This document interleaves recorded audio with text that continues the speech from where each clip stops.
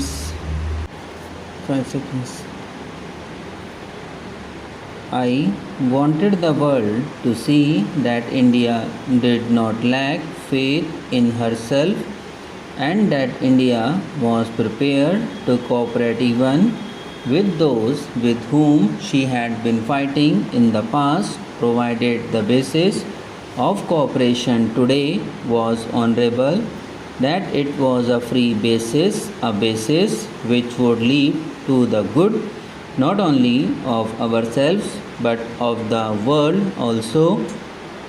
That is to say, we would not deny the cooperation simply because in the past we had fought and thus carry on the trail or our past karma along with us. We have to wash out the past with all its evil.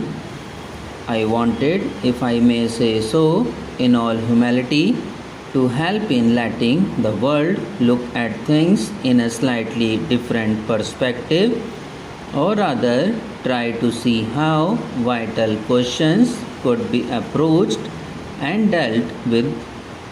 We have seen too often in the arguments that go on in the assemblies of the world this bitter approach, this cursing of each other, this desire not in the least to understand the other but deliberately to misunderstand the other and to make clever points. It may be a satisfying performance for some of us on occasions to make clever points and be applauded by our people or by some other people, but in the state of the world today, it is a poor thing for any responsible person to do when we live on the verge of catastrophic wars, when national passions are roused, and when even a casually spoken word might make all the difference. Some people have thought that by our joining or continuing to remain in the Commonwealth of Nations, we are drifting away from our neighbor in Asia, or that it has become more difficult for us to cooperate with other great countries in the world.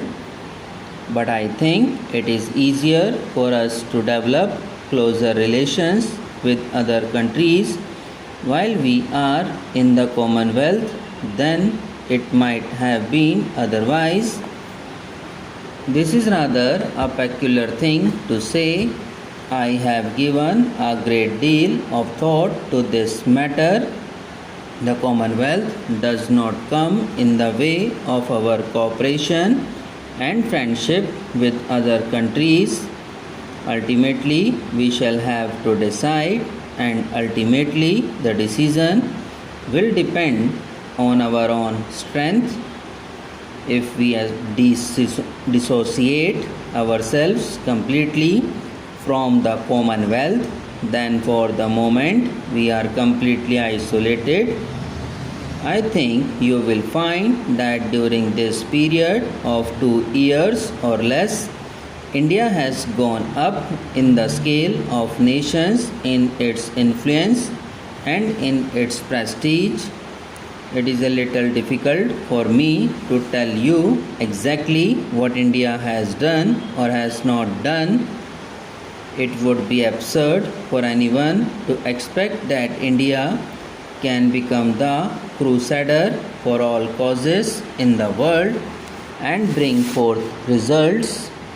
Even in cases that have borne fruit, it is not a thing to be proclaimed from the housetops, but something which does not require any proclamation is the fact of India's prestige and influence in world affairs.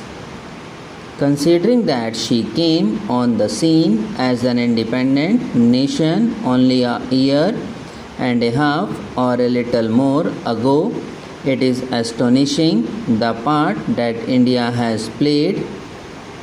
One more thing I should like to say.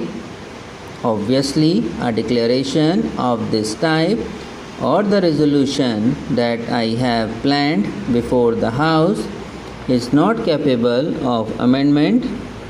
It is either accepted or rejected. I am surprised to see that some honorable members have sent in notices of amendments. Any treaty with any foreign power can be accepted or rejected.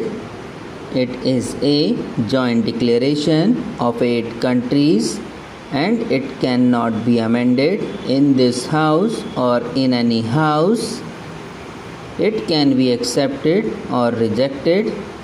I would therefore beg of you to consider this business in all its aspects. First of all, make sure that it is in conformity with our old pledges, that it does violence to none. If it is proved to me that it does violence to any pledge that we have undertaken, that it limits India's freedom in any way, then I certainly shall be no party to it. Secondly, you should see whether it does good to us and to the rest of the world.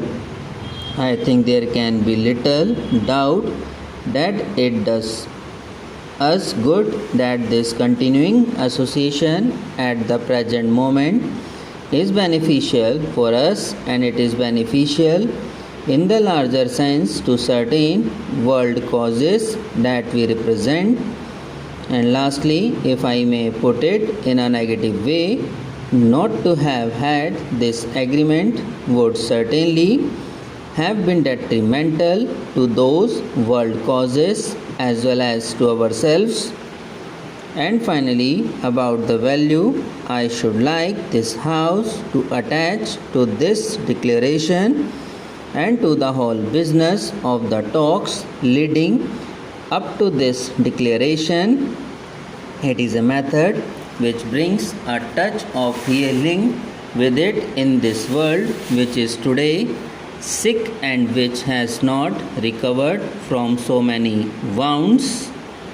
I wanted the world to see that India did not lack faith in herself and that India was prepared to cooperate even with those with whom she had been fighting in the past, provided the basis of cooperation today was honorable. Subscribe now and press the bell icon. Never miss an update.